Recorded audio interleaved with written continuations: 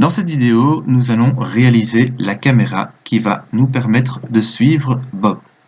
Donc on pourrait avoir une variable X caméra et Y caméra et à une certaine position du personnage que la caméra commence à suivre ce personnage.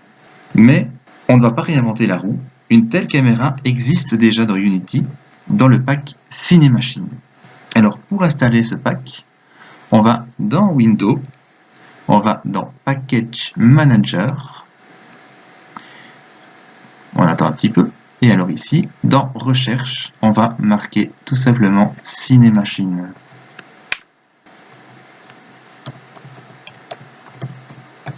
Voilà, on clique dessus et on fait Install.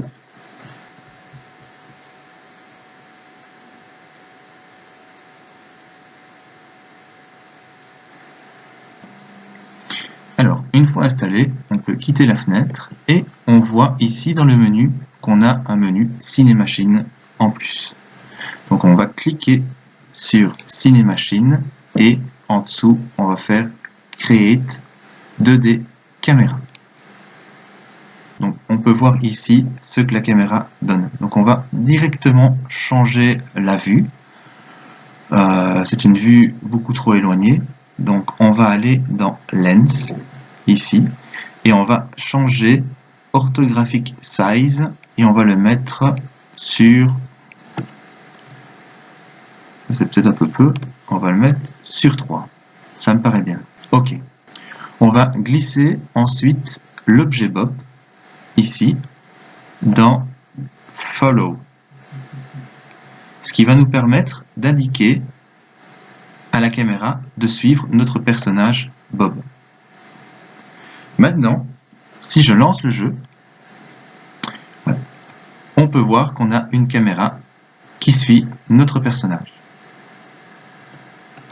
Donc, c'est pas plus compliqué que ça. Maintenant, on peut remarquer aussi que dès que le personnage bouge, la caméra suit ce personnage. Or, ce que j'aimerais bien, c'est que Bob puisse se déplacer sans que la caméra le suive à un certain niveau, puis que la caméra s'enclenche.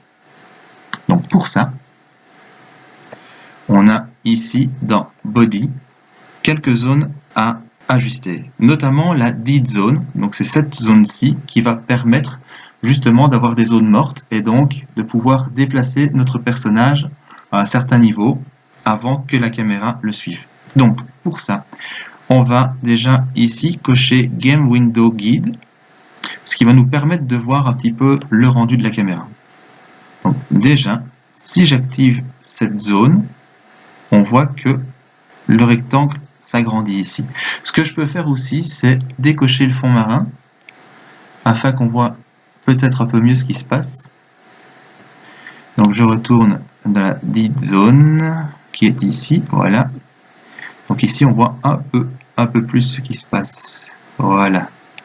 Donc ce rectangle qui est en train de se dessiner là, c'est la zone dans laquelle on veut que Bob puisse se déplacer sans que la caméra prenne le relais. On va placer la dite zone, on va mettre, je pense que 35, ce serait bon, 0,35. Et ici, 0,35. Voilà, donc on a toute cette zone-là. Ensuite, on a la soft zone qui se trouve juste en dessous. Donc c'est toute la zone ici, bleu pâle. Là, on va la diminuer. En fait, la soft zone, c'est tout simplement une zone qui commencera tout doucement à activer la caméra. Et une fois qu'on sera vraiment dans la zone rouge, là, la caméra suivra vraiment à fond le personnage. Donc, ça va créer en fait un déplacement assez fluide de la caméra, donc qui est très très bien. Donc je pense que ici avec ces réglages là, j'aurai vraiment ce que je souhaite. Donc on va tester ça. Voilà, donc on voit en fait ici dans la zone, effectivement, la caméra ne suit pas notre personnage. Dès qu'on va rentrer dans la soft zone, elle va commencer en fait son mouvement.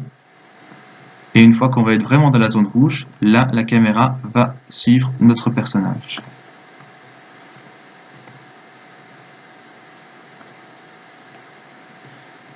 C'est parfait.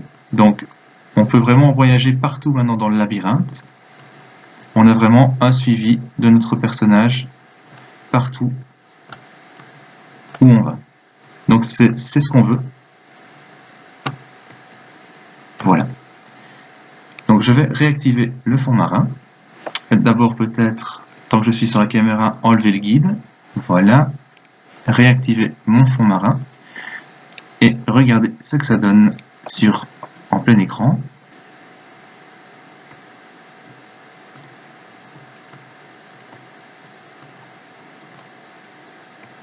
Voilà, on a notre jeu qui commence